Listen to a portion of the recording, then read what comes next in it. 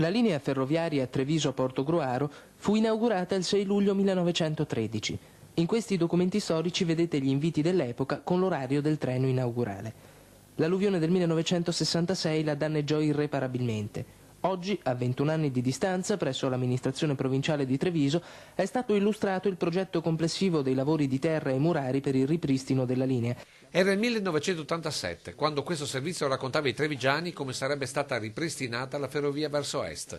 Una scelta poco condivisa, per non dire contestata allora, da diversi comuni attraversati. È subentrato un piano nazionale dei trasporti che ha previsto per la Treviso-Portogruaro un ruolo molto più importante. A raccontarci la storia Arnaldo Brunetto, il primo ospite di 40, quell'assessore ai lavori pubblici in provincia che si scontrò con chi questa linea oggi più attiva che mai proprio non la voleva. Noi ci siamo inseriti in questo per far sì che questa, che sarebbe stata una barriera, e lo è per alcuni aspetti una barriera, diventasse invece una utilità per il territorio e per i comuni. Ecco perché con le dovute proporzioni la comparazione è stata con la TAV, in una riflessione tra passato e presente che poi si è spostata sui temi dell'autonomia del Veneto, già affrontati, pensate, quasi 40 anni fa. Negli ultimi tempi gli enti locali rivendicano spesso il loro ruolo nei confronti del governo, lo fanno sempre maggiormente nelle loro riunioni.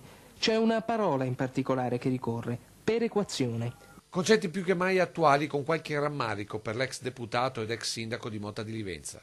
Battaglie perse purtroppo sempre, costantemente, nonostante l'impegno degli amministratori, nonostante gli sforzi anche politici. Battaglie politiche e scelte architettoniche, come quelle commentate nella terza parte della serata dal progettista Tony Follina, sulle immagini dell'isola della Pescheria a Treviso o della Piazza Grande di Oderzo. Architetto che si è espresso così sul complesso progettato da Mario Botta, guardando le immagini dell'ex Appiani.